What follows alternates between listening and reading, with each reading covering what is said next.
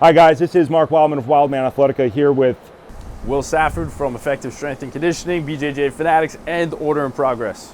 And today we're going to talk about Will's background. We've been making videos and I realize now I haven't actually asked him about his background so you guys can understand the level of nerdiness at which we are dealing with. Tell me about, just give me a rundown of history. You know, I've always been interested in the body and fitness. That's kind of always been a passion of mine. I'm actually I have a finance major, and and I did that for 5 years and absolutely hated it, sitting at a desk. I was an engineer. I agree with you. Sitting in a small office is not fun. Especially when I was living in San Diego, looking out the window every day is absolutely perfect. So I said, man, I gotta make a change. So I decided to get certified and become a trainer, and I did that for like 10 years or so. The big moment came, they took all of the trainers at 24 Hour Fitness and made us do like a combine, whereas like they were testing our skills. Yeah. And there was the vertical jump. So I went up and you have to hit the slats, right? Yeah. And I did it and I came down and I broke my leg. So I was sitting there on the couch for like 2 months and I'm saying to myself, man, I can't train anybody with this broken leg. I need to think of a better business model. Yeah. So I came up with Order in Progress. Yeah. And the idea was to create things you would wear for strength and conditioning for jiu-jitsu. And then from there I said, man, I need to write a blog. I need to get traffic to the website. So I started writing, taking my knowledge of strength and conditioning for jiu-jitsu and putting that on the blog.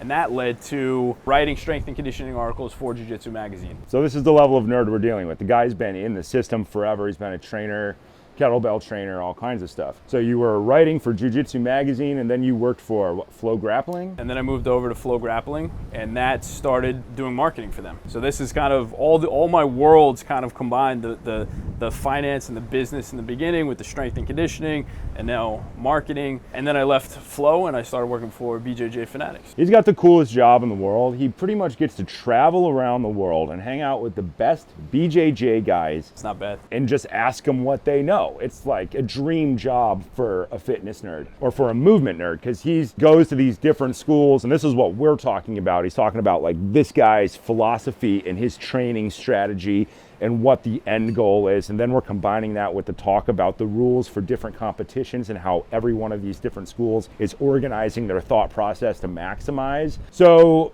it's my level of nerd, which I really appreciate. You're an Atos brown belt. Please explain what an Atos brown belt means. So Atos is one of the most elite premier jiu-jitsu schools in the whole world. They won the world championship, the team title for a couple of years in a row, I think 2016, 17, and 18. It's just a fierce jiu-jitsu training facility with the best guys come from all around the world to train there. Andre Galvao is the head coach there. He's a 6-time ADCC world champion. He's I think a 5-time GI IBJJF world champion. It's just the place to be if you want really hard training, high level competition training. And he also works for Hyperfly. He does a lot of stuff with Hyperfly. Hyperfly is like the cool guy gis, as I like to call them. Yeah. They're like the hip guy gis. It's not like I had like a schlubby gi. And he convinced me to go into Hyperfly. There's one store with actual office in San Diego, and it's not far from where I was there training for just a little bit, not a long time.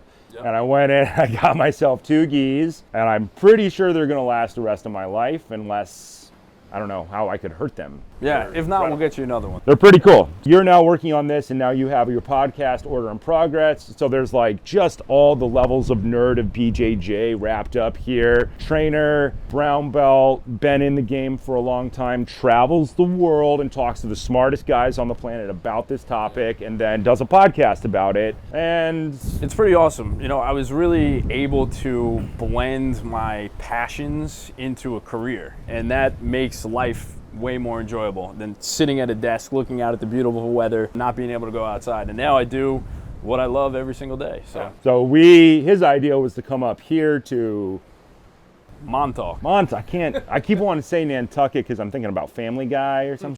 Montauk, which is way out here. I don't know anything about this little corner of the world except what I've read in books. I'm from the Ohio Valley, so I know a ton about history because I've been reading about this spot for years because I'm a huge history nerd, and to actually be here and to see it is really cool.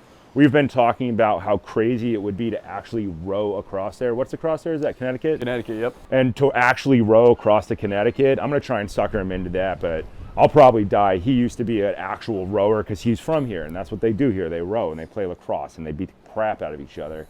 In Ohio, we throw bales of hay. It's not the same thing at all. But yeah, we've been to some pretty amazing places. The first product we made with you, we were in Maui with the beautiful Maui, ocean behind us, the Hawaiian, and now we're here in Montauk with another beautiful backdrop. So where do we want to do the next one? We want to do a rooftop in New York City. What was the other one you said the other day? We had a really good one. I think if we get down into maybe Bali or Vancouver would be cool. Vancouver is quite possibly the prettiest city in the world. They got BJJ up there. Yeah, I know. They do. Some good fighters up there. And that place is beautiful. Like, that place is beautiful. And maybe we could row across the bay if we don't get killed by whales or something out there. There'll be a lot of rowing in our future here. I'm kind of obsessed with rowing because it's like that one way that humans got around the planet forever. You rowed up rivers to get places. All major cities throughout history have been on water for this specific reason. Great workout, too. And I grew up where there's just tiny rivers where you could kind of canoe, but like the actual concept of rowing over there just blows my mind. We were talking about this when we were in Hawaii as well, and I was like, how do we just get a boat and row to that other island? We'll probably die, we'll get swept out to sea and we'll end up in the Philippines. Yeah. I'll just have faith in you to pull us through with good rowing technique and my just pure inability to... Dead weight. My dead weight. I don't even swim well. I grew up on a horse farm. I can ride a horse, but I'm not even good with water. We need to rethink this. No, I'm super in for this idea. All right, guys, we're going to keep talking about this stuff because this stuff is fun.